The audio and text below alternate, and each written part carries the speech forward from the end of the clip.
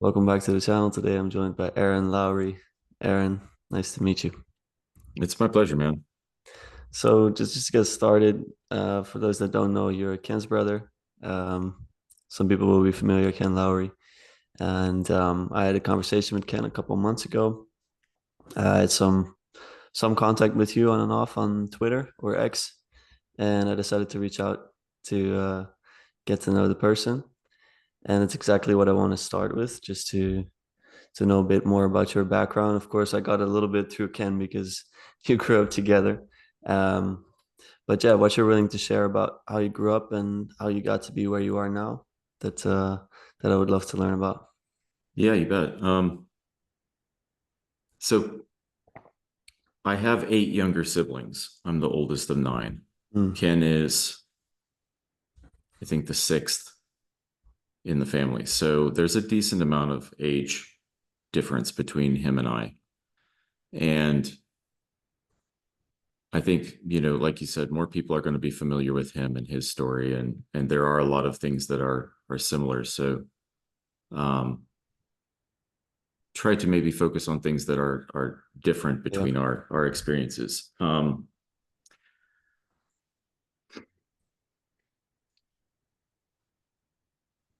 I experienced more of a transition from sort of an evangelical background towards into the sort of Mennonite adjacent kind of church that we spent a lot of time that he grew up in. I experienced a lot before that as we kind of moved into that.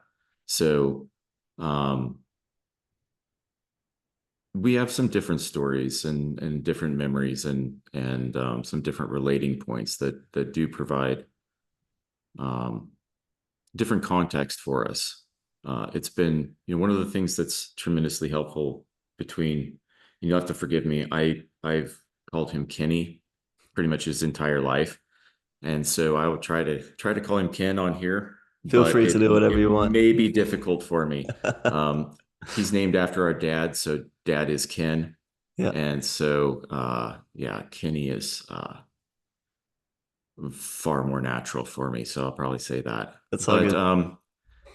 so we benefit a lot from the differences and the shared commonalities of our experience because he's so much younger than I am that by the time I was late teens or so, he was still kind of a child. And like the way you relate to someone who's 10 years old when you're 20 years old is it's just a little bit different. Yeah, Especially when I have a lot of siblings, right? And I have a couple brothers that are just younger than me. I spent lots of time with them. We all work together. And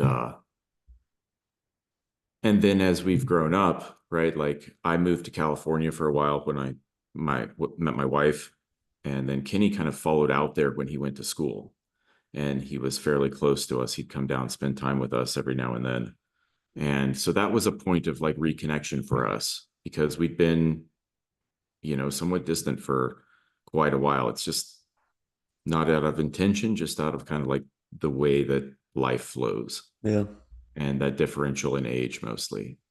And so we've benefited, I think, both of us a lot from the opportunity to share our ideas as we've gone through this sort of a journey of trying to integrate the disintegrated aspects of our experience between the maybe sort of a deep traditional kind of orientation towards Christianity and religion and specifically Protestantism, and then something like the overwhelming phenomenological performative contradictions that we would run into when we try to hold that and then operate in the world. yeah. So um, let's see, without going too much into stories he's told already, I went to Ghana when I was 20 Hmm. for 6 months. That was a pretty formative experience in my life. I lived out in the bush with an interpreter and went around and taught in different villages. We were sharing the gospel, in a sort of um, hmm, it's a really informative experience for me because obviously, like the culture of a place like Western Sub-Saharan West Africa 20 years ago, where it was still relatively untouched by technology, and the life that I'd been living here, where I'd started business when I was 17, so I've been just very organized, very optimized, oriented, right, and um, aligning things for efficiency, right? It's Yeah. things like that, and the cultures in places like that are just radically different. And so there were a lot of shocking elements of just like that experience for me that taught me a lot of things. In a lot of it in retrospect. It's like during the experience, in 6 months you have time to kind of actually settle into a place and orient yourself and kind of um, align yourself, I guess, maybe with the patterns and the behaviors and the cultures and all these sort of things. You assimilate a little bit, but the difference was so radical and extreme, right? And then to combined with that was the experience of taking scripture and something like the story of the gospel into places where there was almost no penetration of education, right? Hardly any literacy, like um, trying to make it relatable and recognizing in many ways how propositional it was Yeah.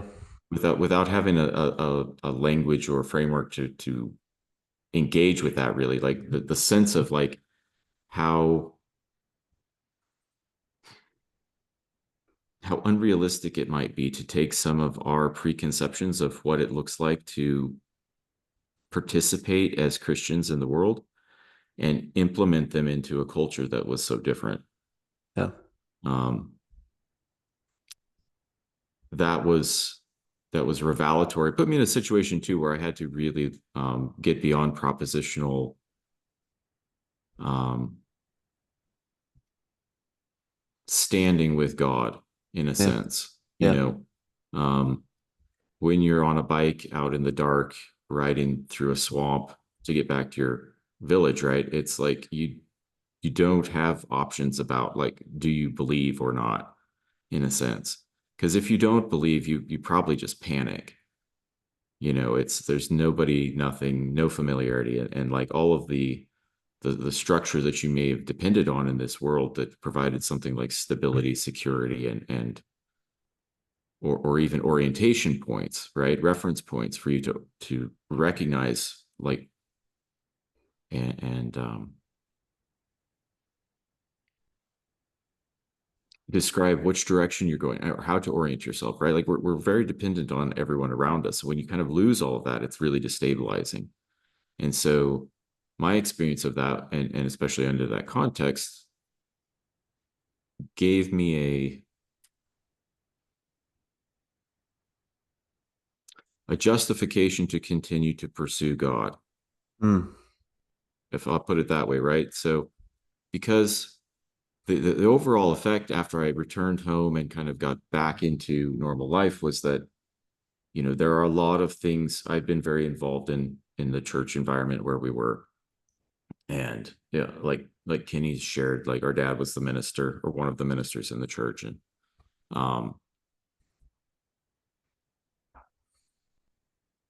there were constantly scenarios arising, and this is best described in kind of Vervaekian language, right? It's like there was a lot of um, performative adherence to propositional descriptions of what it meant to live properly, right? To be godly or to be holy or to whatever kind of um, terminology you want to use for that. But like the there was also that bred a lot of hypocrisy. I think it just naturally does. It's hard to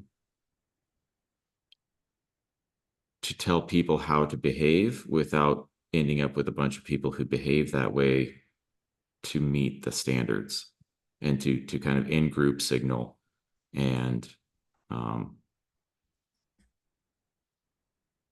and maintain acceptance, right? Like a lot of these things like didn't recognize or couldn't articulate very clearly at that time, but like this is kind of what was happening was I was recognizing that the institutions that we inherited weren't necessarily sufficient to to point us a pathway through the world that we were experiencing Yeah.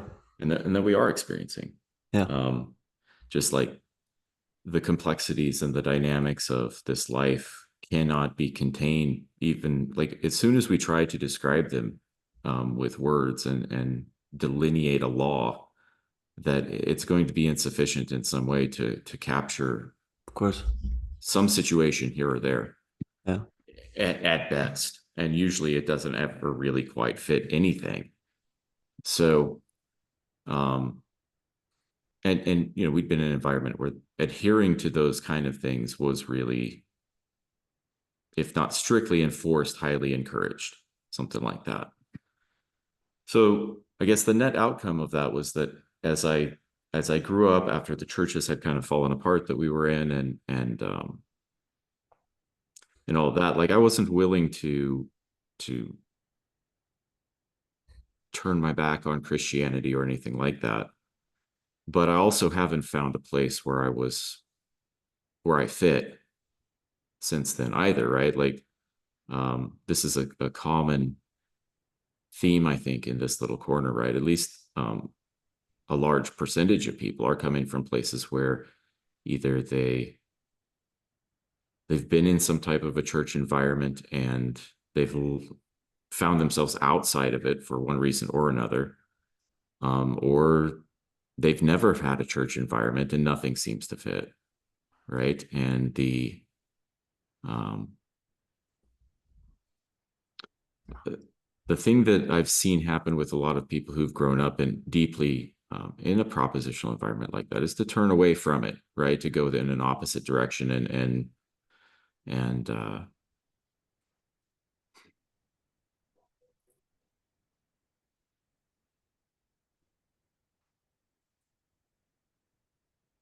you know, eventually they just cause themselves a lot more pain and disintegration, right? But like it's pretty justifiable when you've come from a place where the grounding that was proposed to you had this kind of solidity to it, Yeah. right? Like you have to kind of um you have to buy into those propositions and you have to actually believe them. And when you do, it provides a framework for your meaning and for your values and for your, gives you orientation and direction and and support, right? Yeah. Like you get a lot of uh,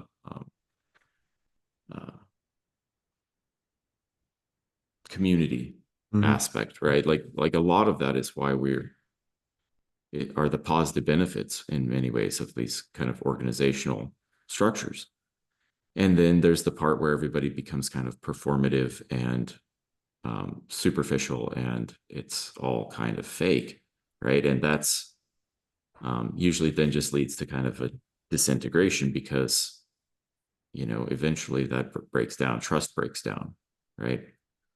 So yeah, it's I don't know, that's a messy kind of background, I guess, to give you some idea, like and not in a very specific sense, right? But like maybe to give some idea of like where with some familiarity of Kenny's story and all of that too, right? Like, and without going into a lot of those things, like we kind of emerged out of that with a desire to find what was true in it and bring it forward, right? Or to find what was valuable in it, where the wisdom is, right? Something like that, and bring it forward into an experience that is participative in in a way that I think it's intended to be. Because I think there's a lot of the structure that allows us to transmit these stories and to make them communicable that can flatten out the experience a lot. Yeah. Yeah, I agree. That's how I've experienced a lot of it as well. And I think a lot of what you're saying is very similar to how I've experienced things. And it kind of leaves us at this point of paradox, I feel is maybe a word where you feel you can't fully go into one direction, but you know you shouldn't go in the other one either. And what do you do then? Is the question. And I worked through this with Ken a bit as well. I was not a church goer, I don't think. Um, and yeah, I struggle with it too. And then it's thinking about the next generation. Um, how do you try to give the beautiful things that you've been given yourself without giving them ground that is shaky and that they might lose as soon as they come into contact with things that challenge them um, to such a degree that they have no reason to adhere to them anymore. Yeah, that's that's I think where a lot of people are. Well, I think this is one of the dangers and the difficulties of a project like this is that I think there's a lot of justification to critique everyone who's come before, the work that they've done, the heritage that we've inherited, right? And we need to do that, but we also have to do it with a lot of charity and a lot of appreciation Yeah, and a lot of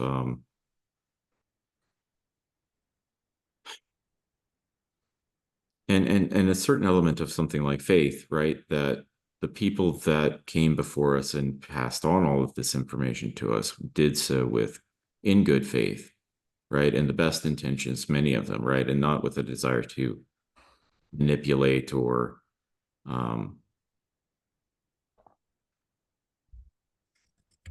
deceive or mislead people, right? Like certainly there are plenty of energies in this world that attempt to do that all the time, and yet we've received a the scriptures and the heritage and the culture that we have that come through generations of people that are most of whom I think probably oriented towards the good. And so we need to like have something like tremendous appreciation for that before we start to critique what it is that we've gotten and why what doesn't work. yeah, yeah, exactly. And So sorry, go ahead. I just think that it when you've been really steeped in that, there's a real temptation for resentment and bitterness too.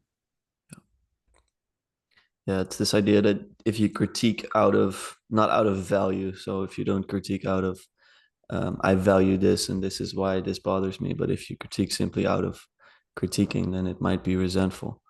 But I think what I like, for example, about Vervaeke is that he will critique someone like Descartes after explaining how much of a genius he is.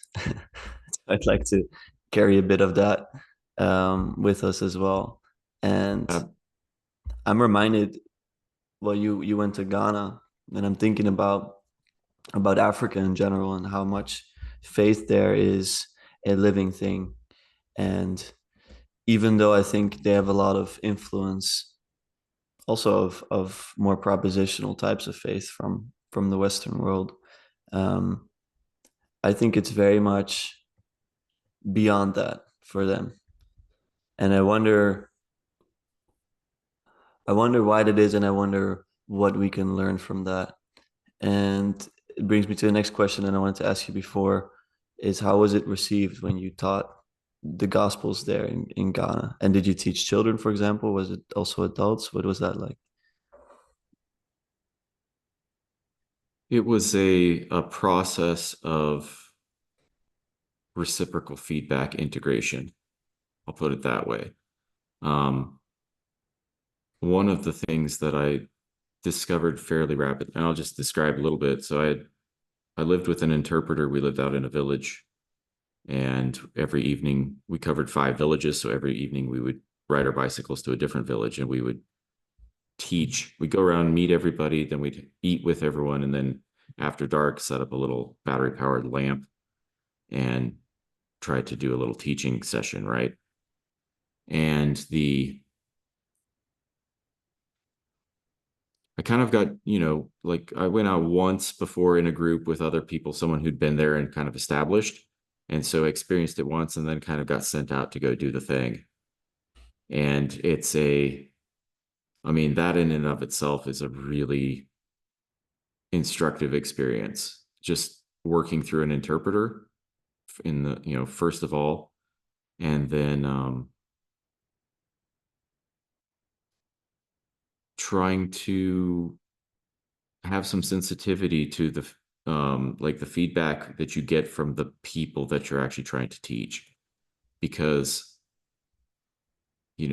it's such a different place. It's like I I could try to describe to people there what it's like to have mountains with snow, but they don't. I mean, in a place where there's no electricity, no refrigeration, nothing like that, like when it's 70 degrees, which it rarely gets that cold, everybody's in their hut with a parka on around a fire, right? Like they're so radically removed from that experience that you can't even kind of build the descriptors necessary to describe what it's like.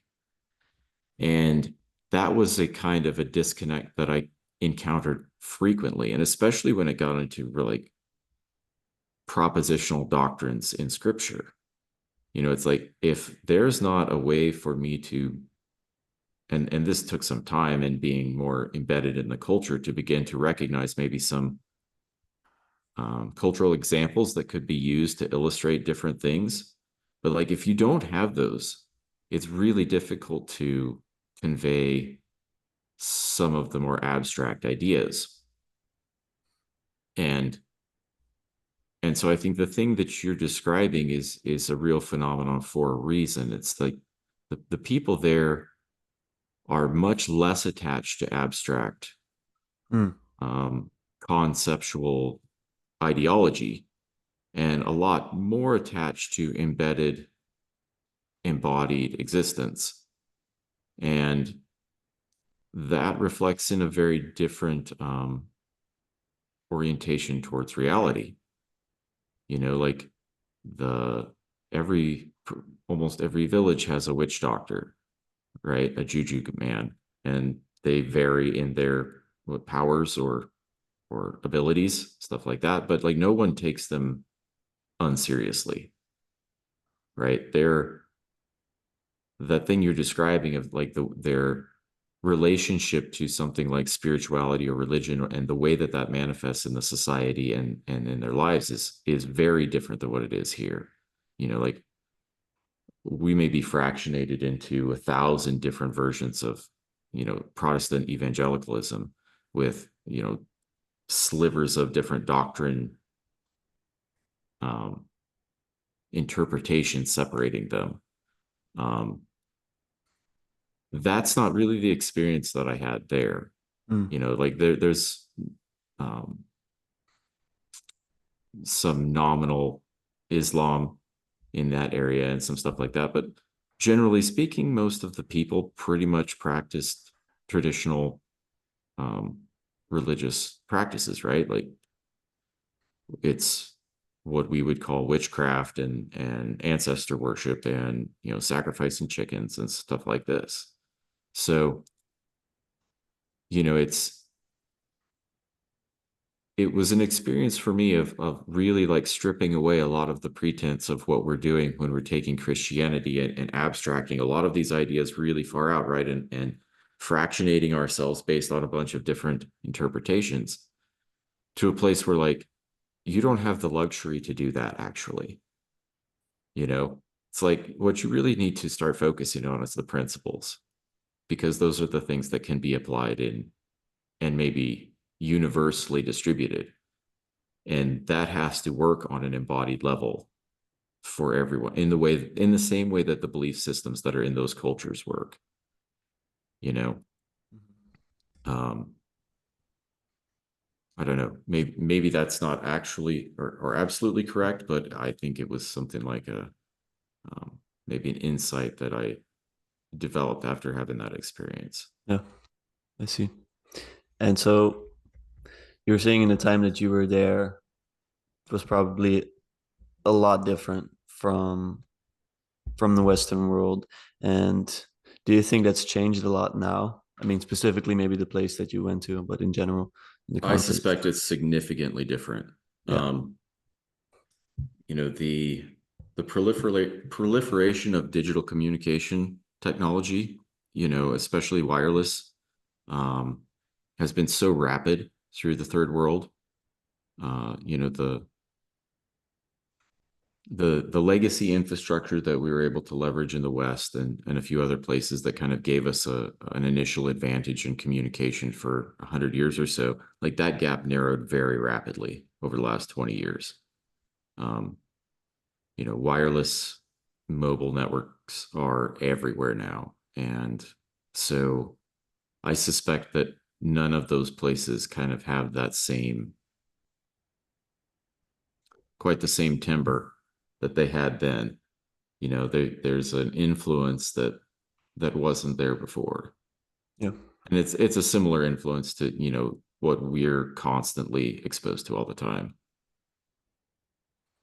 Okay. And how do you think that manifests itself in the, well, maybe not just the experience of religion, but we're talking about this embedded, embodied type of living. Is that something that can disappear very quickly, you think, when you introduce this rapid digital um, revolution, or is that something that's so deeply within the culture that it just doesn't fade?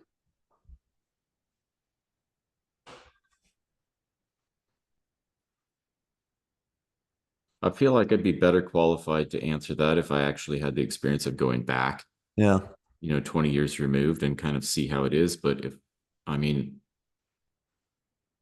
I've spent a decent amount of the last 10 years working in technology and communication technology stuff. So 15 years.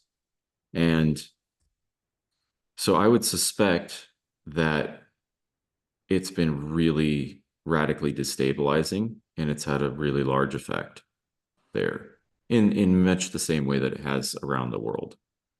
Um, you know, the internet's had a couple of forms at this point, but like it's persistent in its capacity to disseminate information, um, often pretty unpredictably. What gets latched onto and distributed and spread is sometimes there's some intentionality, but oftentimes it's fairly organic process. When things go viral and something like collective awareness increases about this, that, or the other thing, and um,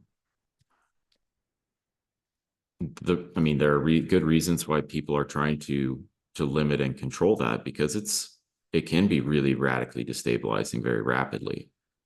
Um, because we don't always know what to do with new information, yeah, and it's um,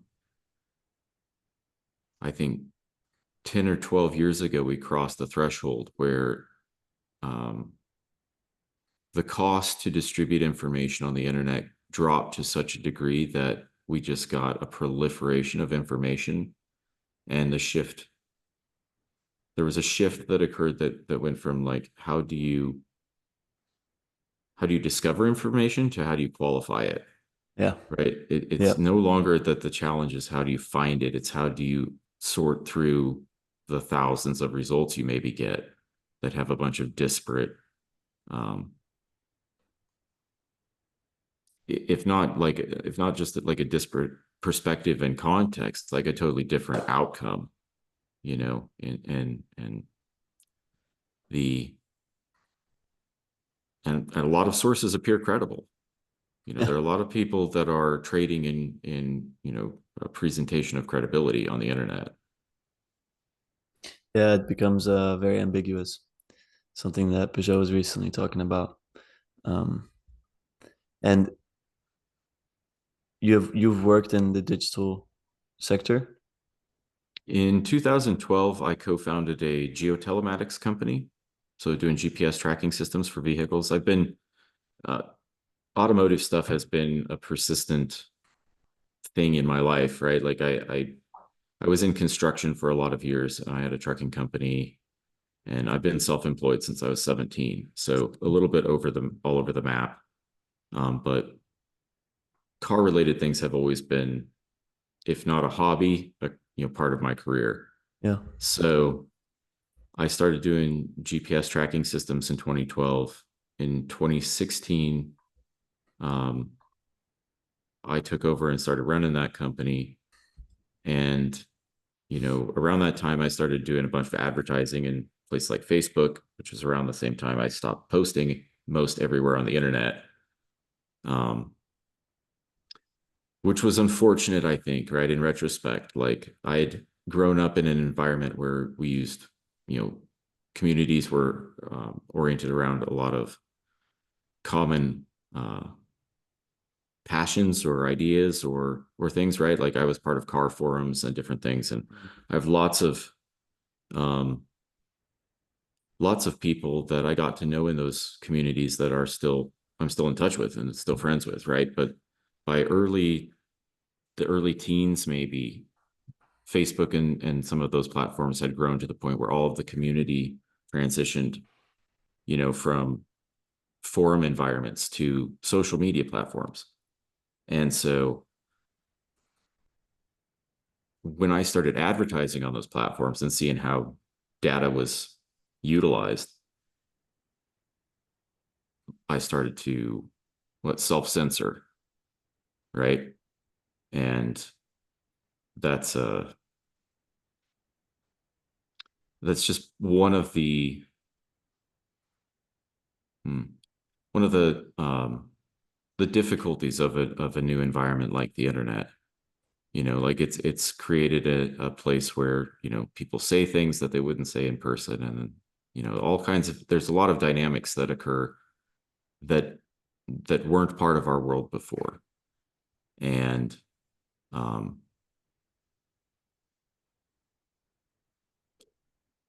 so part of my reaction to that was I went deeply down the rabbit hole of blockchain and some of those security and privacy technologies and stuff like that. So my partner from the GPS company and we founded a blockchain network infrastructure startup in 2018. Went to San Francisco in 2019, pitched that around venture capital and some stuff like that. And mostly we developed a product and discovered pretty much that there was hardly any market for it, right? Because people are highly oriented towards convenience and security and privacy and some of the aspects that come with self-sovereignty and blockchain principles like aren't really compatible with convenience, at least not the way that it's perceived today. So I guess there's a little bit of a background in that aspect. Like I went pretty deeply down that rabbit hole. Um, trying to develop solutions to some of the things that I saw as problematic in the current network infrastructure of the modern internet, including social platforms and some of Mhm. that stuff. Mhm. And where is that led you, or did you stop going into that rabbit hole? Is that a finished story? Hmm. I don't think it's finished. Like there's a can of worms that you open when you go down. You've been some distance down the same rabbit hole, right? It's like there's a can of worms you open when you start to look at, you know, um, what's underneath this, right? And what's underneath this, and what are the um,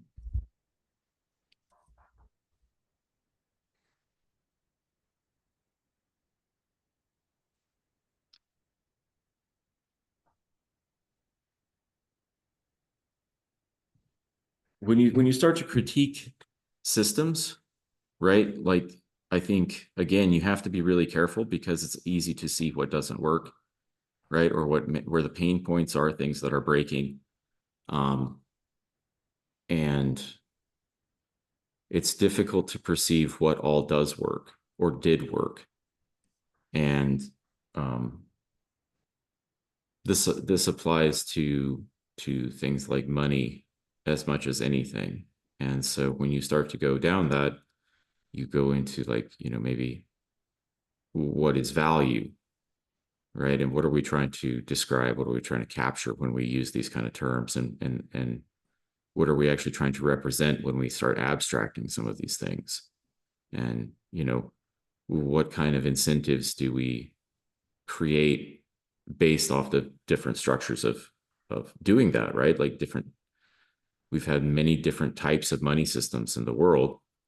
They have different incentives baked into them, different time preferences that come along with them, and those have very real world effects, you know. So we can engineer a lot of things, and then there are always variables that we can't capture, and so I think oftentimes what we find in the things that are broken in the systems we inherit are variables that were uncaptured in the original architecture, um, or vulnerabilities that have just been exploited over time. And it's easy for us to think or point to those things and think we can solve them by fixing the thing that appears to be broken. um, and I don't think it's ever the case that it's that simple. So that, there's a lot of those ideas that really clarified for me as I started to dig into those kind of systems, right? It's like the thing that we think we're trying to fix and how we think we're trying to fix it and what we think it does is not always going to work in application the way that it seems like it might. Yeah. Yeah, I wonder about that with the Bitcoin movement, let's say, where there can be a very plausible story, I think, of, let's say, the modern financial system and its flaws. And yeah, I don't know if you've thought about that, but practically I'm curious what's going to happen in many ways, well, digitally and let's say in the world, but with that specifically as well. Um, and yeah, the future in general, because you're describing this rapid change digitally, but I think that goes with lifestyle and goes with the way we think about things. And I wonder, um, practically what any of this is going to look like. It's extremely difficult to predict specific outcomes in the future, as we've seen in the last, let's say, 10, 15 years, especially. I've I don't know. I have I think a persistent temptation to try to predict where things are going, how they might be, and to some degree that's unavoidable, I think. Yeah, But at the same time, especially the past few years have really caused me to accept that I really can't predict what's happening. Even if I can get a good um, read on trajectory and be pretty accurate about what's going to happen, its time scale is what actually matters, and I can't ever get that, you know yeah, so I don't try. I mean, to me, in many ways, in a practical sense, this is living by faith. It's not trying to plan out a lot of steps and along a long, well-defined path, but rather to focus on maintaining something like a posture of optimal grip in the present and yeah, participating, um, rather than having attention drawn into the future through predicting or worrying or the past through, resentment or, you know, uh, regret, right? Because as soon as you start predicting and you start creating expectations, and then those expectations tend to drive a lot of your, for sure, emotions, but also, just behavioral characteristics, right? And so that's a constant thing that I try to guard against is uh, a tendency to be planning, Yeah. predicting. How do you stop yourself from doing that if anything? Do you have specific mechanisms in place?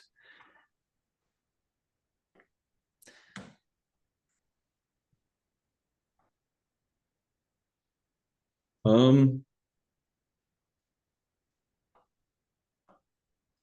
I suppose I probably do.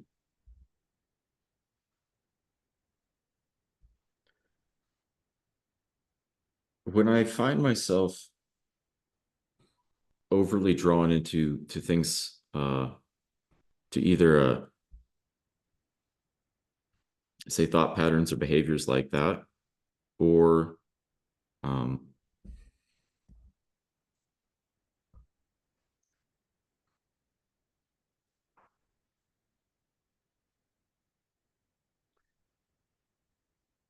or really just the thing that I've come to try to use as a like a razor or a tool, right? Is like um, analyzing where my attention is, and then refocusing on my physical embodiment. Um, that's something that seems to help universally, and something I can do anytime and anywhere. It's like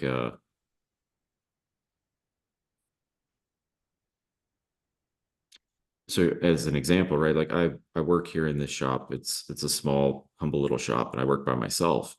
So, one of the aspects of that is like you don't have someone else monitoring your progress or the work that you're doing, or um your focus and your attention and all these sort of things. Like you have to sort of be self-aware of all of that. And it's not difficult to go into either ditch, right? In a sense, right? Where one is um, completely distracted away from work, and the other one is like there's too many things to work on, and it's sort of a combinatorial explosion. And so neither one of those entails work getting done, right? So the and they're both persistently there, right? Like those are always options. So the thing to do is just to constantly focus right back to the point of awareness, right? Mm-hmm. Which is, pick this job, focus on the next step, right?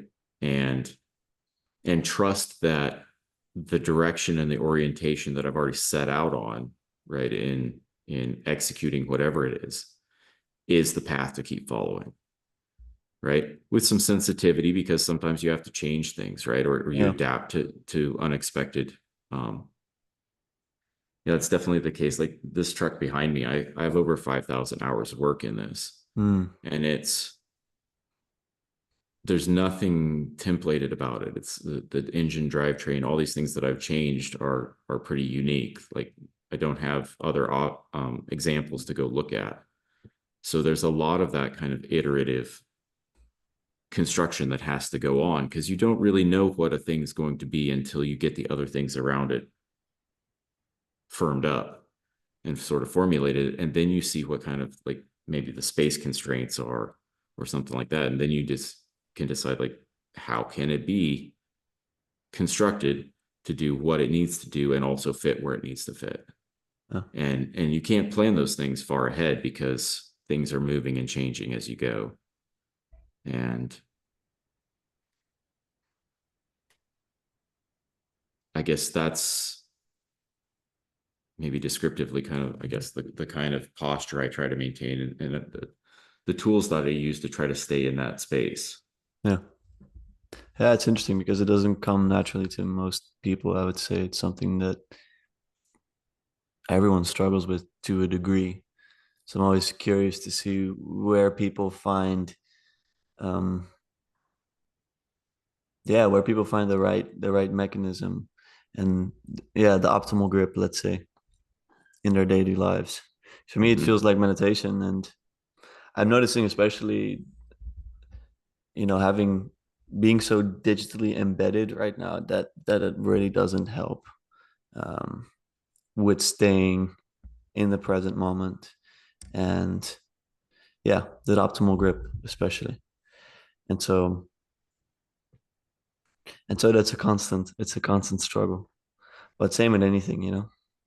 And I think I mean, for me, the beauty of that framework of even conceptualizing that, because I got that from John Vervaeke, and I'm very appreciative of his work because it's done so much to provide me with language and context and framework to think about and describe it. But the thing that's so beautiful about that to me, that seems to fit really well, is that it's also a non-propositional thing. You know, the the nature of optimal grip and that posture is that it's going to look different all the time, Yeah. just by necessity. And so if you're trying to maintain a rigid approach towards everything, then maybe like a stop clock, it'll be right twice a day, but you're not going to be in the right posture most of the time. Yeah. And that was a lot of the mindset and the framework that I inherited growing up, right? It was like, here are behavioral framework, and as long as you stay within those lines, you're probably behaving well, right? And like, at least you're not breaking this rule, that rule, and the other rule, or maybe exposing yourself to these temptations, right? It's like you've just walled all these things off. But the in application, that actually doesn't put you in the right posture Yeah. most of the time. Yeah, you need to Um, get beyond the frames in some sense. and it seems to, it also seems to breed a culture of judgment, Yeah. because not, and in the worst sense of yourself, you know, because you begin to judge yourself by a bunch of, you know, thou shalt nots. And because of the inability of those kind of statements to actually contain the spirit of the law, right? In a sense, the letter kills the spirit, right? Like, this is something Paul mentions in a couple of his letters, right? It's like, if you hold the letter of the law above the spirit, or just even make it that prominent, right? Like, it like, it's a limitation on the potential for the spirit to actually express itself through you, because you're going to draw the lines of what's right and wrong. You're not being led, right? In a sense, like, the boundaries are drawn. You can't cross this line, even if maybe crossing that line would be the right expression of love, in a sense, you Yeah. know? Yeah. And then I, So, yeah, I struggle with that as a kid as well. And I start to wonder what, at first I thought then I had to dispense with that, you know? That was my first logical conclusion. And that, I need to go fully fluid and dynamic. And mhm. then I started to see a value of it. But I find it hard to find that middle path and to show other people the middle path, and for that to be transmissed on a wider scale. So in other words, if you would completely dispense with that, then you run a risk of too much chaos. But if you keep it, you might just end up with the same deal, because it's hard to teach something that is not expressed specifically. And so, yeah, I wonder how we do that. How you teach the, yeah, I I've come to the conclusion that we don't know how to do that. And I think that in many ways that's exactly the struggle that everyone had with the teachings of Jesus, was that they lacked that propositional element. And so you couldn't just repeat them and scale them. Yeah, which is And exactly the power of it. well, I mean, that is like we don't know how to engage with it outside of those frameworks hardly, right? Because like we're removed in time from Jesus, but we inherit all these um, the scriptures and the stories and the heritage, right, that come along with that testimony. And yet, even studying the history of all of that will show you how fractious it's been. The first few hundred years of Christianity were just like incredibly chaotic. It's like Jesus came to bring a sword in that sense, right? It's like there is a lot of chaos in Jesus' message because and you can see that what eventually occurred was a flattening and a lot of the nuances removed in order to scale it, so that you can have an institution and the church can eventually be adopted by Rome and then spread. And, you know, and in a lot of periods of time, there was um, it was pretty common to violently put down any contentions that arose. And, you know, we can look back on all these sort of things and patterns and judge them, or we can just look at the limitations they're facing and appreciate that we have anything at all. Yeah. That's kind of how I tend to do it at this point, because um, I backed out far enough to start to see a lot of value in a lot of different heritages, especially within Christianity. Um, Growing up on the edge of, say, Protestantism, like mostly my background was to disparage the Catholic and Orthodox faiths, right? And look on them with a lot of what maybe even contempt for the limitations that they and constraints that they put on people, and it's like the uh, just the structure, right? Because if the Protestant impulse towards the individual is so something like a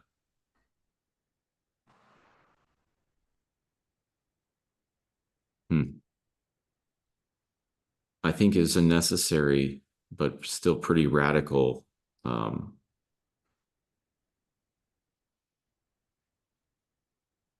deviation from like where the scaled systems of religion had been before. You know, the Yeah. and I think that we can look back across time and what I seem to see happening, right, is this constant process of opponent processing, and we tend to term it as good and evil. Like we judge it and we decide what is evil, what is good, and all that. But it does seem to me that there's an aspect of it where it's necessary to have a certain amount of on one side to even know what's on the other side, right? Like the potential for love in the world is revealed to a greater extent when the potential for evil increases. Mm-hmm. Absolutely. And it's difficult for us to look at those processes and have any appreciation for the things that we term evil. Yeah. But it's necessary. It seems like it to me. And in the same regard where maybe you would position Satan as the accuser, right? Something like an actual participant playing or filling a role that's necessary within the system. I wonder then, because I've really struggled with this question of evil and how to understand it. But within this understanding, I struggle with seeing, um, well, it's how upset should I become at evil if I deem it necessary and if I deem it useful and if I deem it, if it's almost like I could thank God for evil because otherwise I could not be good. Um, yeah, I'm still struggling with finding the right relationship to that because sometimes I see people get outraged by things and I think, well, try to see the bigger picture here, but then also, isn't it justifiable um, to be angered by it? How do you think about that?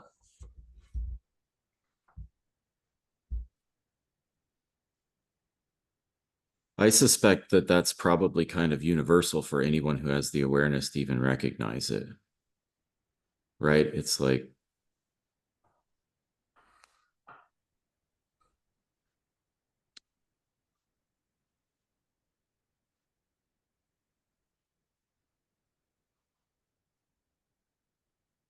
I'll tie it into this because I think it's appropriate and it's something I've been considering a lot recently. Is like, what does it mean to judge not that you be not judged?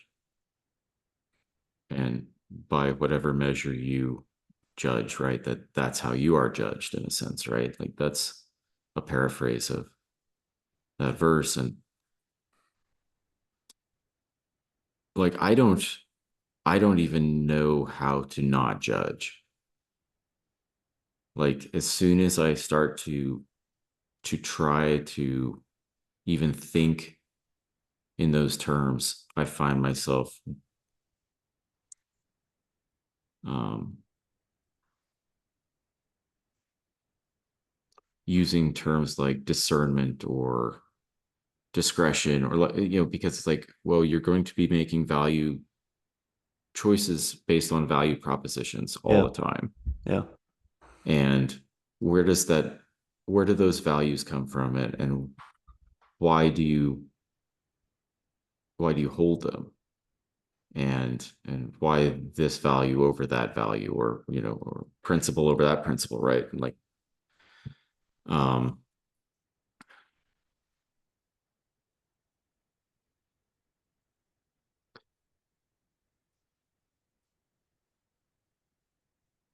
It seems that we value judge, you know, every well, action we take, you I'm know. not sure that we can escape it actually, and maybe we can escape it a little bit intentionally, but it's really deeply, I mean, I think fundamentally our value structures emerge from our embodiment, right? The fact that we are embodied drives most of our fundamental values, um, because they're really all oriented around either sustaining or improving or whatever the quality of the existence of the body.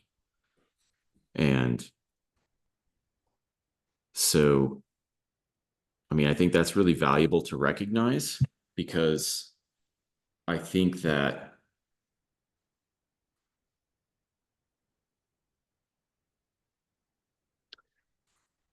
the message is persistently coming to us that the material is not the most real thing. Like the ground of our being is not actually the material embodiment, and that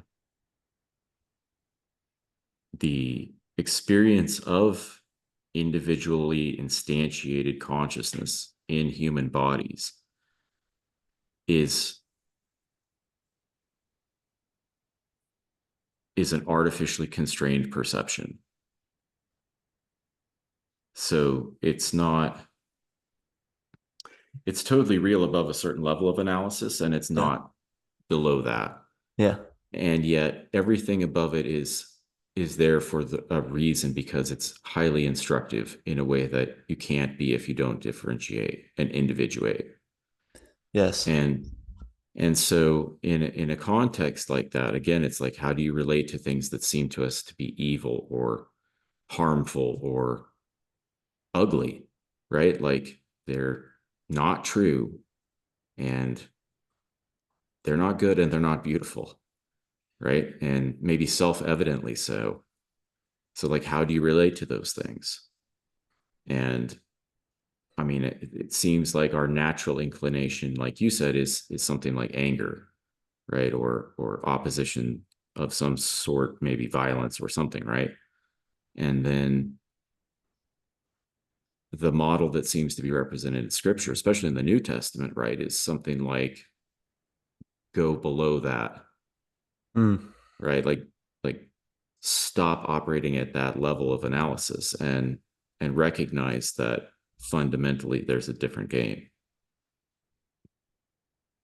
So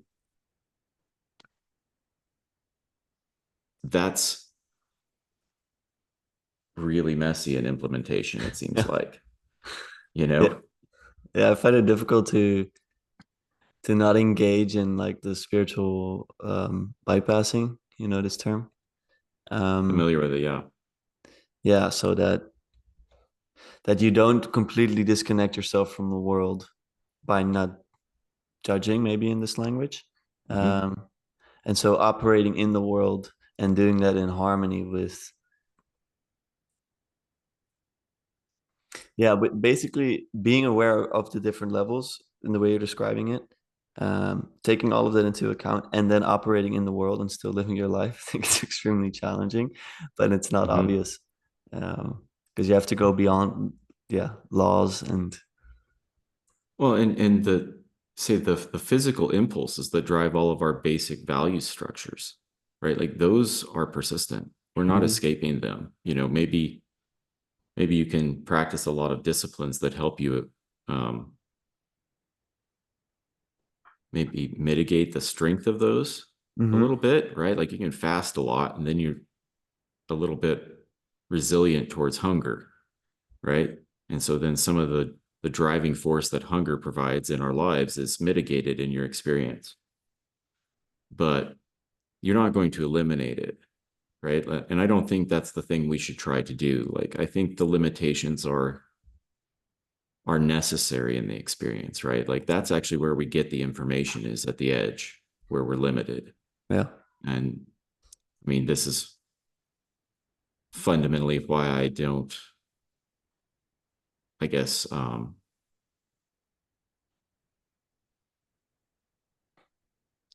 don't think that we should try to fight death, right? Mm. In the way that we do in our culture today, right? Mm. We're trying to escape death or prolong life, right? Like we've miscategorized the limitations of the body in the way that we in the way that we interact with reality, I think, Yeah. because we've framed the limitations as negative things, Yes. Yes. you know, Exactly. And instead of seeing our limitations as affordances mm. for us to gain more information, Yeah. like and maybe in a sense to express more love, right? To transcend the the material perspective, right? Yeah. And actually operate in something that's more like a spiritual or quantum kind of environment. Yes, exactly. To see the constraints is actually something to be grateful for, because otherwise we wouldn't even be able to transcend. And I think that the longevity or like becoming older no matter what, it's kind of putting the wrong value at the top of your hierarchy of values. Mm-hmm. But we do a lot of things like this, and I do it myself where because certain frameworks are so entrenched, even though you may have cognitively updated that for yourself, in practice still um, at least for me, I notice it's often still misaligned to put something at the top that shouldn't be there. And so I think that takes, yeah, I think it takes discipline, but also I think it has to take more than that to to be able to see the right perspective, because that's not obvious, and that may be also something that's a bit more fluid, where like not set in stone type of thing. Um, The thing that I've recognized, I think, is that what actually we're continually encountering are paradoxes, like you described. Um, and our inclination is to choose one way or the other, right? Because the paradox is always providing you basically two logical outcomes, neither of which really fulfill or accurately describe or can capture or encapsulate whatever the issue is, right? And so you choose one or you choose the other. But these, I think, are always false bifurcations, right? Like we are whenever we do that, we've actually missed because the truth is transjective, right? Like the truth is somewhere through the paradox. It's not either one of the two logical or rational appearing answers, right? Both of which have something like performative contradictions or something like that to them, right? Which is the reason why people can take either side and argue them um, without any being conclusively justifiable. And our world is full of these things, right? As soon as we think that it isn't, it's because we've latched onto some proposition somewhere about how things really are. You know, it's like as soon as if we just want to embrace classical physics and discard quantum physics because they don't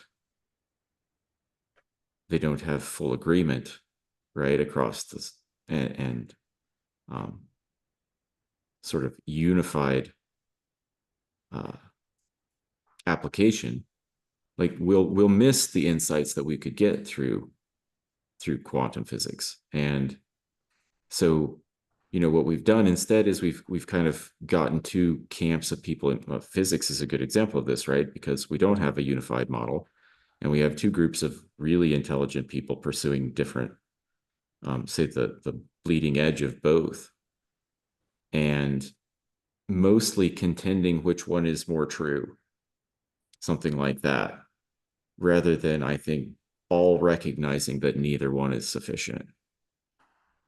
I think that if either one was actually, universally descriptive, then it would contain the other. And the fact that neither of our models can contain the other or even, unify with each other means that something's, there's a layer, at least one layer beneath that unifies it, right? And that actually none of the systems we have for measuring things are true fundamentally. Like they yeah, work, they yeah, work exactly. within their limited fields. And like you definitely don't, I mean, you certainly don't dispense with classical physics, right? Because that's how we send rockets to space and land them, like, but it has limitations. And that's, that's an indication to me, at least, that like there is something beyond all of it that you know maybe from a mathematical standpoint could unify things, but we don't have it. We don't have access to that, clearly. No, and I think maybe if we think we do, we definitely don't. It's like this thing of Mm-hmm. yeah, the map and the territory, and the idea that you can never fully grasp something, especially in propositional or measurable terms, that is pretty much beyond our grasp, and it's beyond our grasp for a reason. Um, that It it's that seems to be it's a yeah, fundamental limitation of language. yes, as well. Language has this property, and it's so powerful, right? It's that, when we give a word a definition, we'll frequently we're trying to say what that word is, what it means, what it is. But what we're also doing implicitly is saying what everything it is not. Good definitions give you what the word means and everything it doesn't mean in a sense, right? Yeah. Like that's actually all contained in a good definition, even though we only focus on the what it is part. And those, like we've just been describing, they're just always insufficient to actually capture the nature of anything. And so as soon as we start to like we build the world through the words, right? Like in many ways, like that's described in the creation story. It is the delineation of, you know, this, not that, that affords a whole material representation of the world. But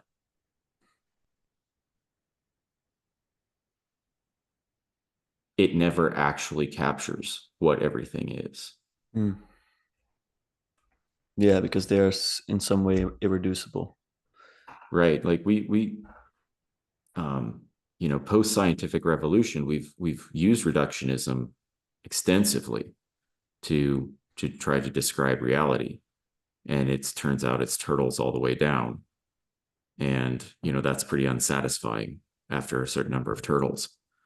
So we end up in the same place just with a bunch of propositions to hold on to that aren't really fundamentally sound, but they work. Yeah. So do you think then that we have to go to, well, I listened to a talk about worldviews, I think. Yeah, worldviews. That it's important to have a worldview that is more encompassing than the precise, measurable aspect of reality. Um, yeah, would you say that that is important to have to see the world through a lens that does not reduce and that allows for um, it allows for things not to be precise. I think in a lot of ways that's what it is to be as a child, Okay. and in many ways that may be what we describe when we say born again. Mm. It's to re-engage with reality without the propositional boundaries of I don't know, your own experience, even driving the potential of the future. We I actually think that material is quantized through attention. It seems to be consistent with the way quantum physics presents to us, at least in the way that it interacts with physical objects, atoms and photons and electrons and neutrons, right? It's like when you extrapolate that, like we're all participating in creation all the time through our attention. Mm. And we can do that intentionally or we do it unintentionally, whether we like it or not. But in many ways, I think it's the expectations we have of what can be that limits what can be. Yes. Yes. Because the thing that seems somewhat real to me is that like we're actually on a ball that's spinning through space that's expanding rapidly, and it's interesting. Like I think it was Brian Keating posted a week or two ago that one of the most difficult question he gets to answer is like, what is the universe expanding into? Like he's a physicist, and the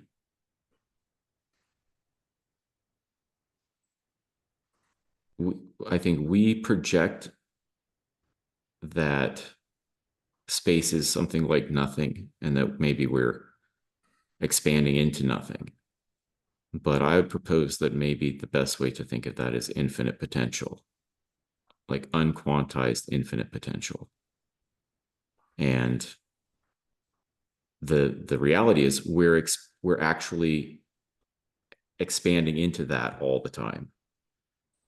And it is the patterns that persist in the material that afford all of our experience in embodied state, right? But like clearly we don't understand how all of these things are coming to be and could be and came to be, right? So I think in a lot of ways, like we are imposing a lot of the limitations that we experience. How do you think But we? it Yeah, takes something like faith to overcome that. I see. Yeah, I wonder how far that goes. So I'm even thinking it's on a lower level. So, but I'm even thinking of sightings of certain things, whether it be like psychic phenomena or the UFO phenomena. It seems that when you open yourself up to certain realities, you might be able to see them, but they might have to be beyond space and time in a certain sense, beyond the measurable, let's say. Mm-hmm. Do you think there's things beyond the measurable that people can experience simultaneously that have a reality to them? And then a second question on top of that would be, do those things have objective reality? Or am I using the wrong language for this? I don't know if there's better language. So we just do the best we can with stuff Yeah. like this. Um, I think I think I would go with yes and yes on those probably. Um, I mean,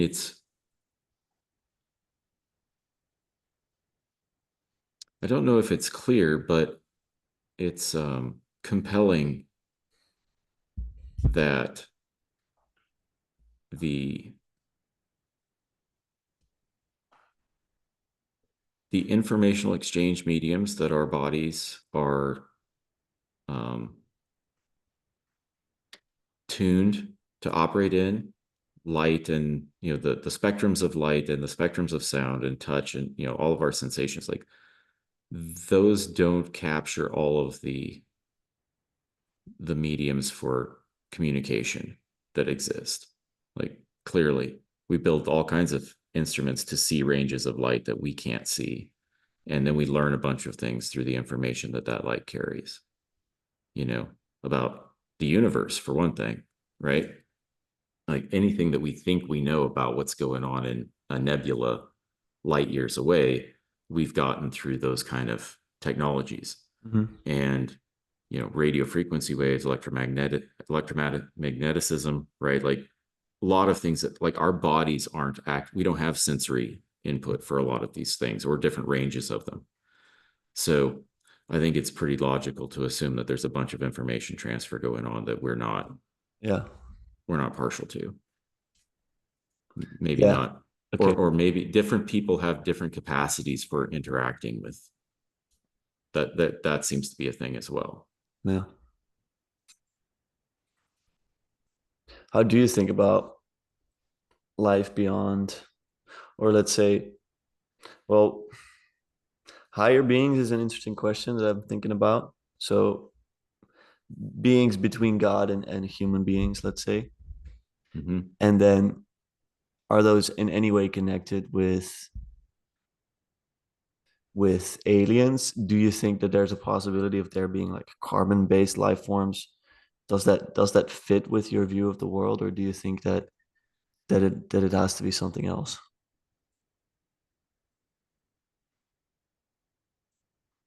I don't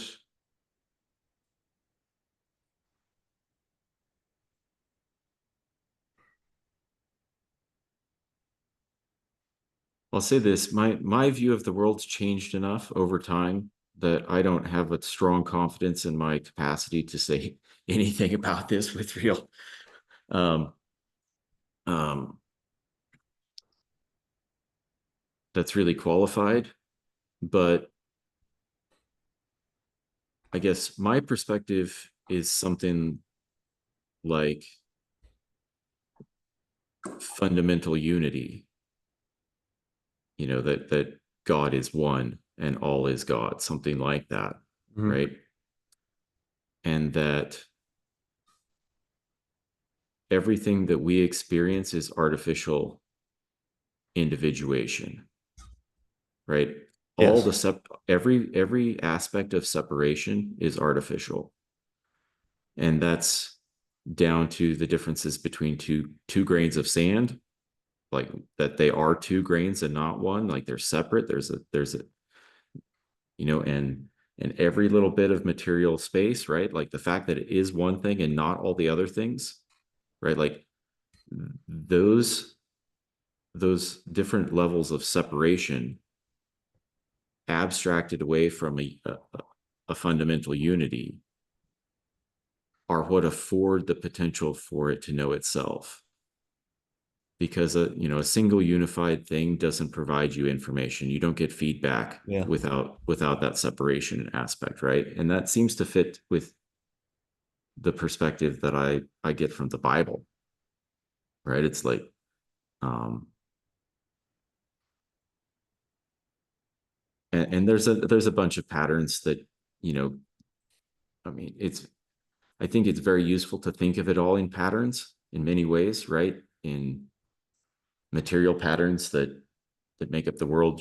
Pageau's very good about kind of getting people into a mindset and perspective to see things through patterns, symbols, and these sort of things, right? And so I think there's a pattern that's represented of separation and unification that seems to go on over time, and it's something like it's fractal levels of representation. And so I think in that kind of a framing, if individuation is actually artificial, then the thing that we see at the beginning of the Bible in the Garden of Eden, where God is walking with man, right? And we get this sort of a unified um, perspective of the relationship, right? Because within an environment like this, all information is relationship, right? And it starts with, I think, the Trinity is a representation of the fundamental relationship, right? The fundamental individuation. And then everything's growing out of that, right? Everything's individuating for the purpose of representation, right? Through relationship. And that describes how we find ourselves in the world, right? Like it's very easy to feel like you're a single node. And we can conceptualize it now where like you're standing on a ball of rock that's hurtling through space and it's spinning and da da da. Like, how do you orient yourself in that environment? Like, and what should you take to be the orienting principles that give you directionality, so that I mean, because basically you're in space and you're by yourself, and everywhere you push, if there's nothing to push against, like you're just floundering. Yeah. So you start to ping off of different things, right? And you ping and get references, and like which direction. We do this with individuals, right? And this is why our communities and relationships are so important to us, because by yourself you don't have any way to really gauge your behavior, or like without feedback, how should you be really? And then you start bumping up against other people and they'll let you know, right? Like if you act that way, you get negative feedback from other people, right? Like that starts to orient us, and all of our experience growing up is constantly this happening, right? Like we don't know how to be in the world as children, and then you try a little of this, and sometimes you're rewarded and sometimes you're punished, and da da da, and then you start to figure out like, okay, this is the way to be, right? And like and people's experience of that is so radically different that we all end up with really different perspectives, and like challenge to communicate and reconcile those perspectives and some of the differences between them. And like I think that's all actually the way it's supposed to be, and it's really necessary. And like that's actually what we're trying to overcome in many ways, is like this perspective that we're all separate and that we're all individuated and that we're all separate fundamentally from the divine also, because this is an artifact in our perception, I think, that we've inherited from Adam. Is that man sinned and God left. And man's been separated from God ever since. And that's actually not the story that Jesus told, right? Like that's actually the thing that Jesus rectified. And I don't think we've integrated that Integrated that for ourselves, or do you mean in the world in in the general? world for sure. You know, um,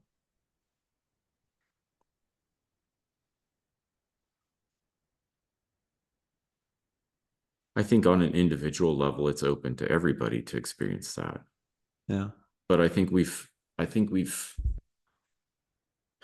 framed it in ways that makes it really difficult, you know, especially in the past few hundred years, the world has, I mean, especially in the West, like we've really biased our perspective toward the material as the most fundamental thing.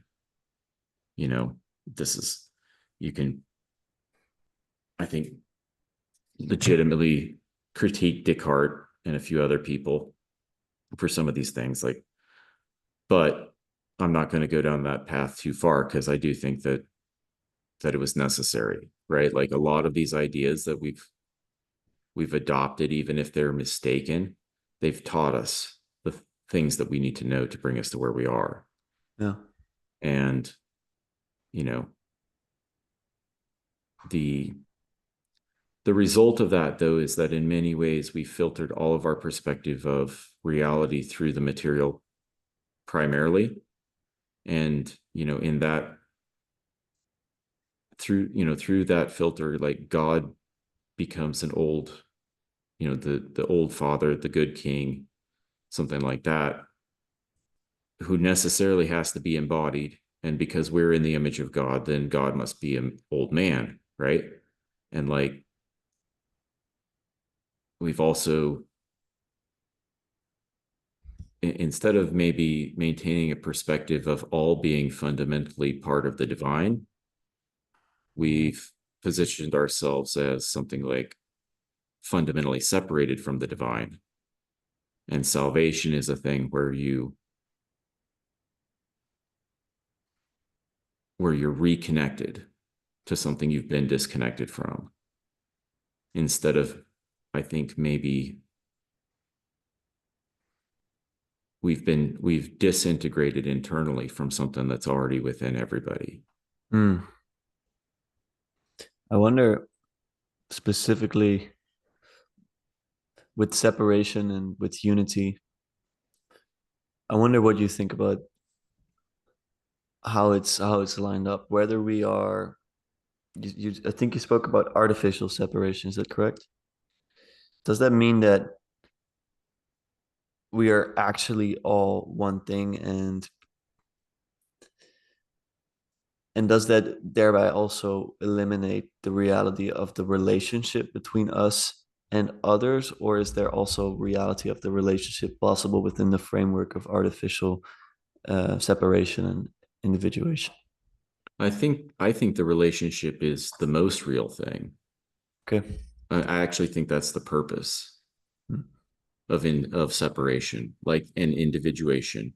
Again, if you start with the concept of something like fundamental unity, that's just infinite in a sense.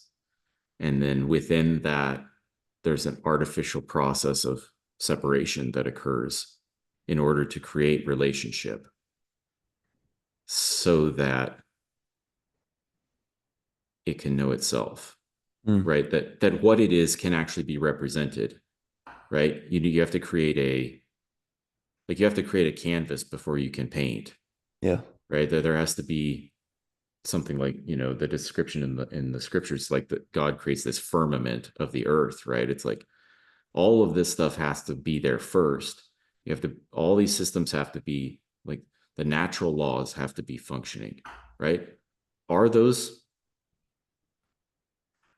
real constraints on God, the infinite being? I don't think so. So you would have to consider those to be artificial constraints in, you know, from that level of analysis. But are they real from the embedded embodied side, absolutely. In our experience, like you don't, um I guess you can dispense with gravity at your own peril, Yeah. right? Yeah. But it's another one of those things. It's like you can look at it like it's a constraint, and because of that it's negative, but actually it's probably the most useful thing on in our experience, gravity. you know like it's an incredible tool, and basically all of our interactions are, and motion and everything is based on its influence, Yeah. and it has to be consistent and predictable or we couldn't operate. Yeah. So the constraint provides creativity as well. Or do you, Constraints, I think constraints are best contextualized as affordances yes. Okay. instead of limitations. Yeah. What do you think of individual reality beyond death? Is that something that you think is possible?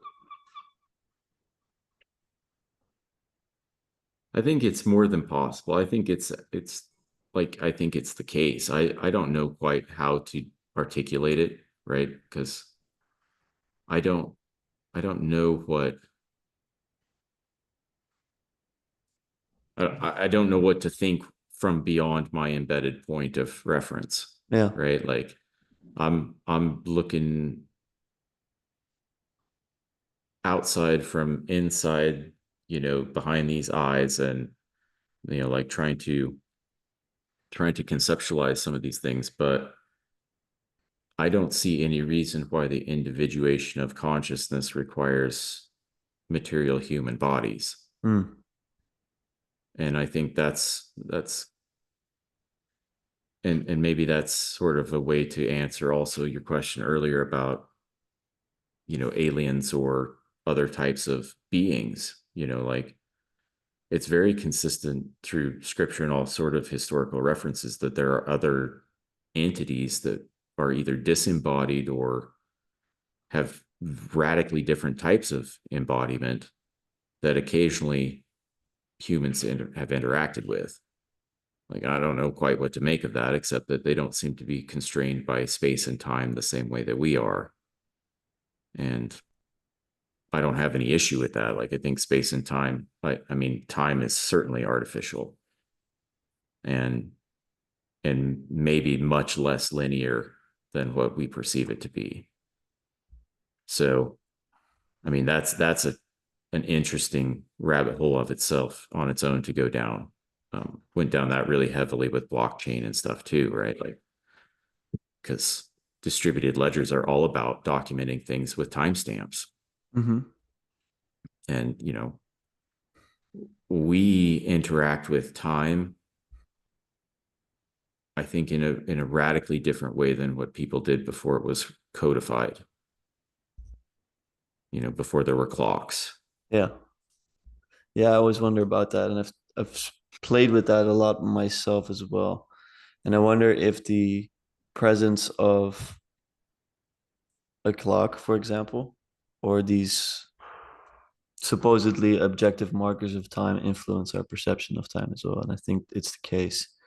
And I think it goes back to this thing of what you were talking about before, where what you believe influences what you can see.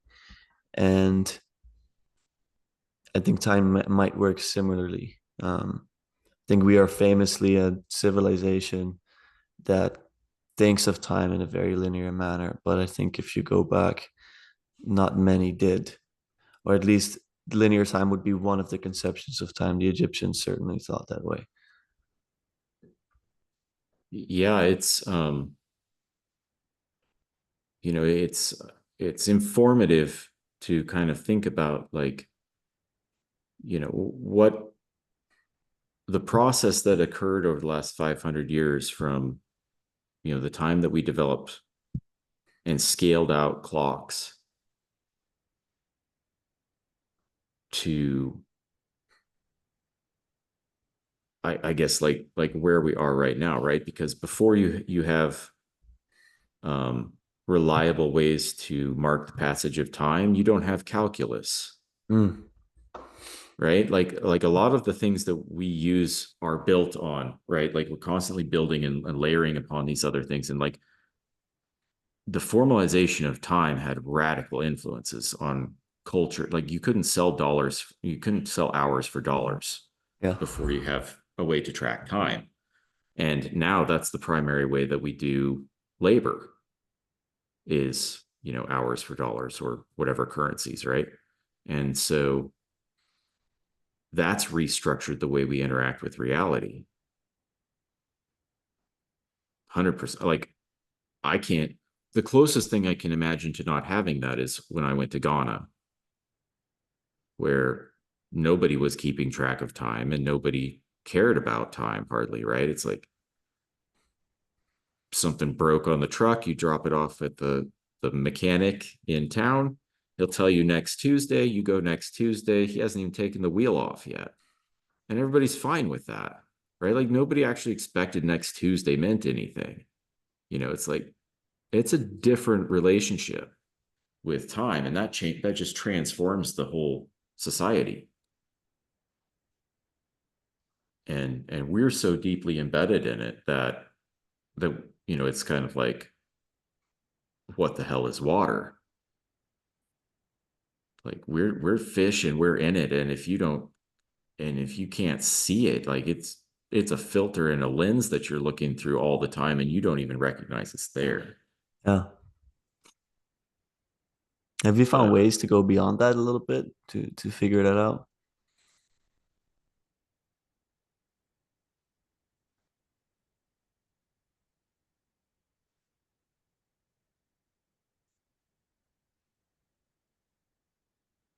I think that the biggest challenge with that is that it's such a facilitator of interaction, right? Like if let's say you try to throw away your calendar and your clock and everything, right? It's like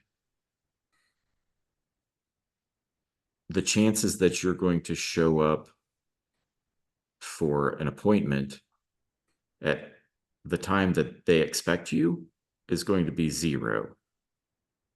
You know, if you have a 9 o'clock appointment and you don't have a clock, when do you leave?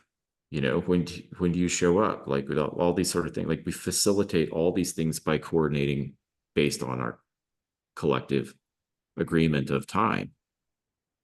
And that's a powerful tool, clearly. Like it's really powerful. We've been able to, I mean, it's transformed the world and our capacity to produce things and do logistics and all kinds of stuff. But I mean, if you need to make a living, it's pretty difficult to disconnect from it. So that's a challenge. I guess I'm most successful doing it in small chunks or, intentional deprivation or something, right? It's like I'm going to go camping and for 2 days, I'm just not going to be on a time schedule, right? Or something like that. But you can't really carry that back into daily life very well. Uh, The oh kids yeah, won't make it. The kids won't make it to school. I won't be yeah, there to pick them up. Like works, like it's hard to imagine how you coordinate all these things if you really yeah. try to disconnect. It's so deeply ingrained in our lives. Yeah, I had a teacher, history teacher who also lived in Ghana, and he would describe like having a meeting with his colleagues at 10 a.m. and he would get there and just be waiting for hours, you know. Yeah, it's a different relationship. Yeah. Yeah, and I think it's part of why we're so entrenched um in our worldview, even if we slowly start to believe differently. It's because all of our patterns, it's this idea that ideas inform the reality.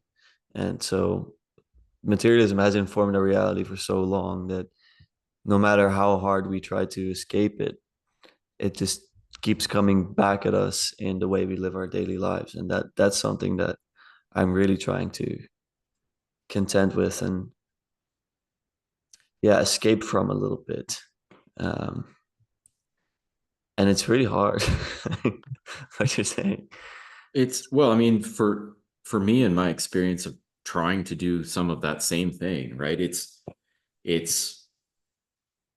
intentionally trying to limit or reduce my expectations, especially for the future. Try not to plan too much too far ahead, right? Try not to hold too tightly to plans, right? To be able um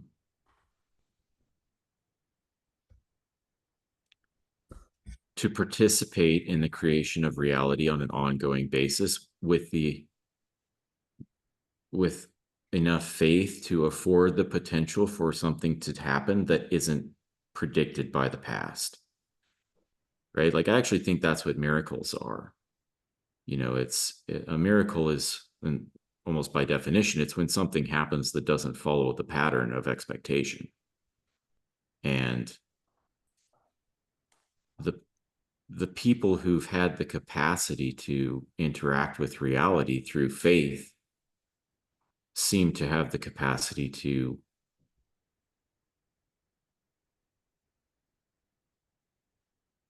it seem to have interacted with material in a much more malleable form Ah, than what we, you know this is why we call turning water into wine a miracle. It's because you would not there's no rational expectation or explanation for why that would occur. But within a realm of something like infinite quantum potential, moment by moment encountered, like the opportunity for material to transmutate doesn't seem that strange. But it doesn't seem to be the way that we mostly interact with the material world. yeah, because we don't really have faith. I Often. I think so. I That seems to be my experience. I question, like, I don't know how to have more, but I just keep trying Yeah, we keep trying. No, for sure. That's and try actually, to try yeah, to keep allowing for that potential, like, to hopefully be led by the spirit in such a way that I could participate in the right way, right? Because I don't actually know what's good. Like I'm beyond the propositional aspect of being like, I know what's good for the world. Let me change it to be this way, right? yeah, Because I'm confident that I'll miss the mark in a lot of important ways. So the only chance I have to do anything that might actually be really good is to not intend it, right? Not plan it, not propositionalize it and perform it, but instead to just participate with the spirit in creation, like not knowing what could be, not having a really firm,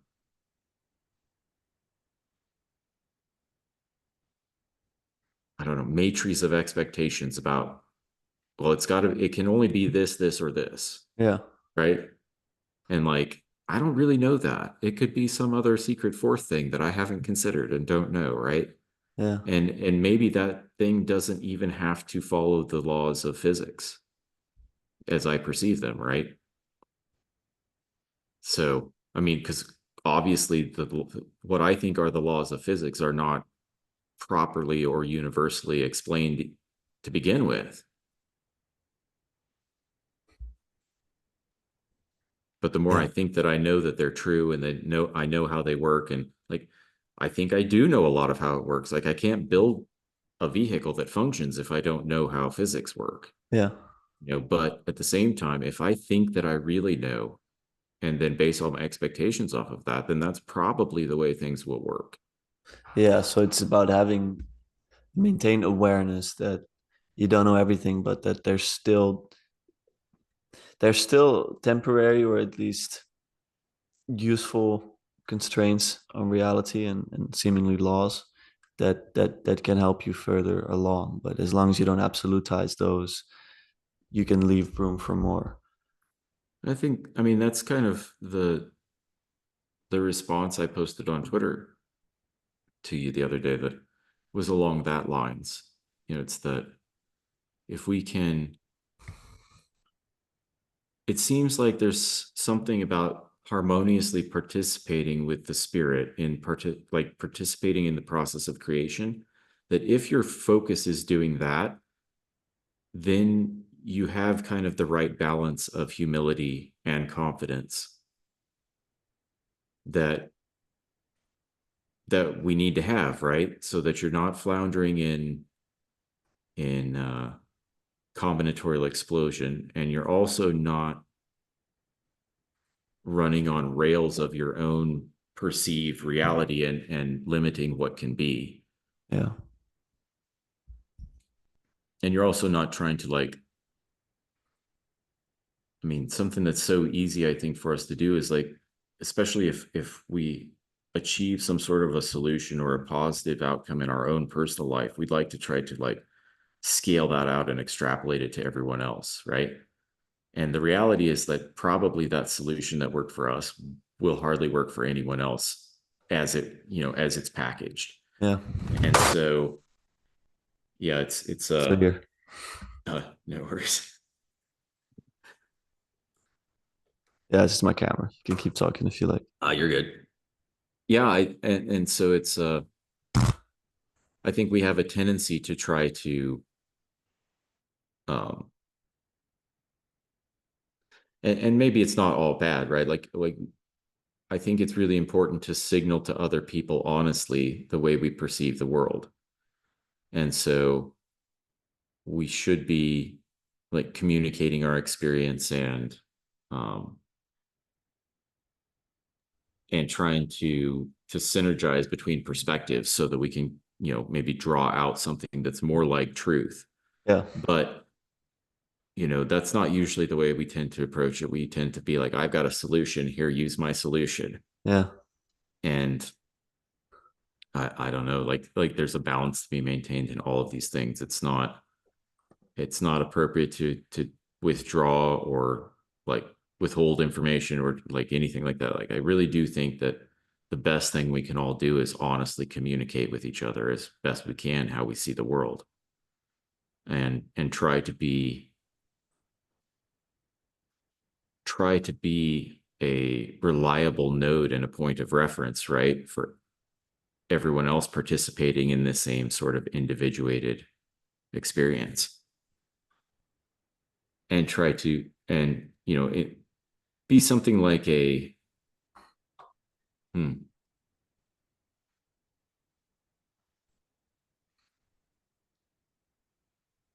so blockchain's a good example of this, right? Like you have nodes in a network that are validating a ledger, right?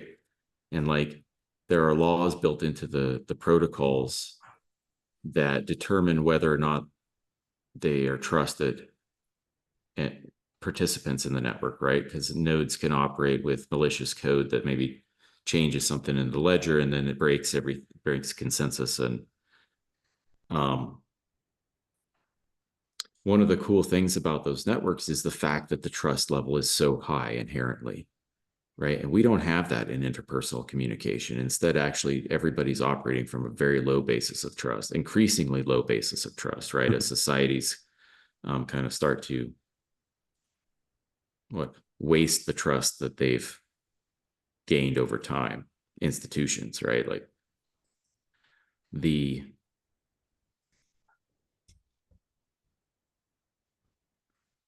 the thing that seems to help us all the most is when we all try to operate like a trusted, reliable participant in the network with enough. It's way messier in human application, right? Because like our communication protocols are a mess, and um, our latency and bandwidth is pretty limited, and yeah, it's like the thing we're presuming that we do when we attempt communication is usually not what we're doing. We're not achieving what we think we are. Usually there's a lot more loss than we'd like to have. And so, yeah, the best thing we can do is be honest and operate with forgiveness. for ourselves and for others, because um,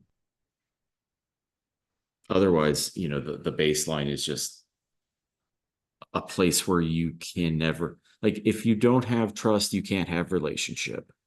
And if our entire experience is relationship, then where does that leave you? Yeah, exactly. You're denying reality. And that's why we're terrified of separation, right? Like, abandonment is the most fundamental fear that we have. Yeah. If you're abandoned as a child, you basically die. Like, people are incredibly vulnerable when they're children. And so, like, we have this, we inherit an artificial,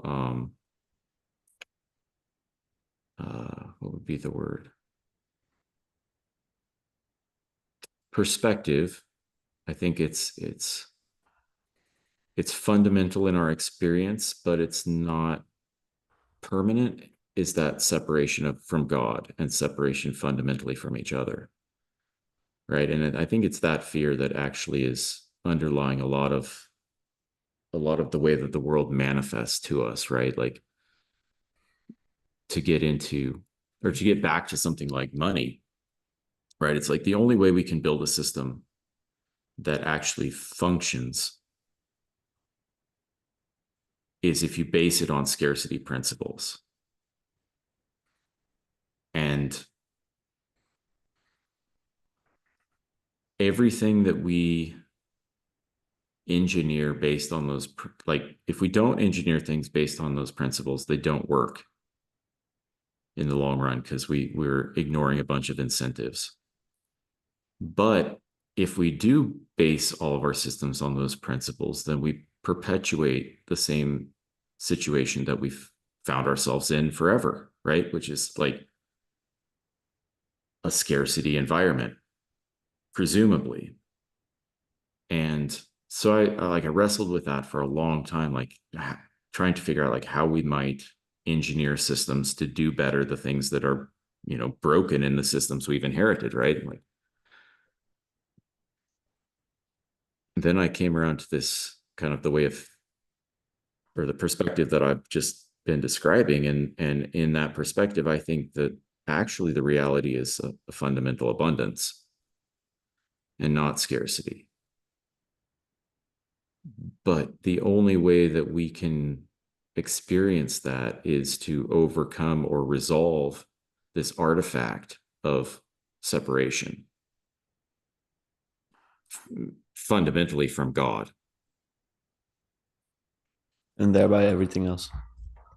and thereby everything else. And the picture that I've come to see is that, or the way I've come to see this picture is something like that, that the reconciliation that Jesus achieved and afforded the distribution of the divine back into humanity through the Holy Spirit. And that, and the difference, I guess, in the way I've come to see this from what I grew up, or the way I grew up seeing it, is that, if that actually occurred a couple thousand years ago, and the Holy Spirit was distributed universally, then the process of reconciliation is actually an internal one now. Yeah. It's not reconciling ourselves to an old man in the sky, or a judge, or a king, or any of these sort of things, but it's actually an internal reconciliation. It's honesty with yourself, it's forgiveness of yourself. It's like this, like, the idea that God is always ready to forgive us. It's like, I think that's absolutely true. It's already actually done. When we're not forgiven, it's because we didn't forgive ourselves. Mm. Like, we've not actually accepted that, right? Like, um, I've experienced this I mean, I still experience this in my life, right? Like, I, I'll judge myself by my expectations for how I want to be, how I'd like to live, and how I'd like to behave. And, I'm constantly, or frequently at least, violating that, falling short of it. And so there are different, the only way to kind of maintain that in a positive posture, I think, is to be integrating the feedback of being wrong, right? Like you have to be able to course correct, and you have to be able to forgive yourself Yeah. so that you can actually do all these things, right? Like otherwise, if you don't forgive yourself, you can't be present because you're tied up in the past because you're disintegrated, Yeah. Yeah. Yeah. right? Like it, Exactly. it that will pull you out of the moment in a way that you can't actually give your attention to participating in the present. And so that's a thing I try to be really sensitive about. And I think, I don't know, I just, the shift in in perspective of making, say, reconciliation an internal thing instead of an external relationship was helpful, or has been helpful for me, right? And just gaining a perspective, or developing perspective of how to relate, to God and to other people and to myself.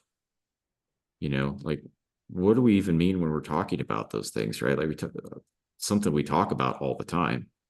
How are we relating to God? How do we relate to each other?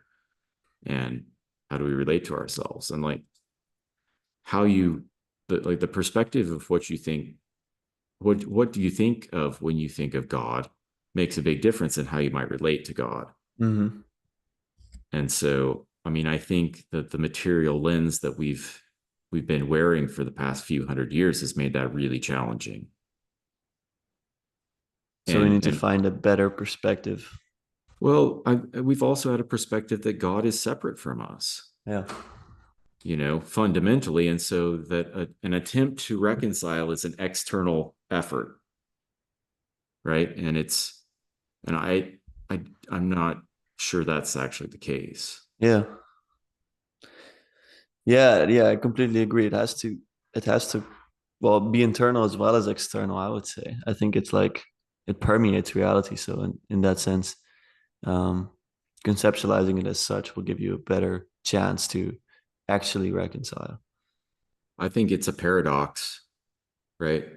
Like so many things. And the truth is something transjective in between. And I don't know that we can capture that with words, actually.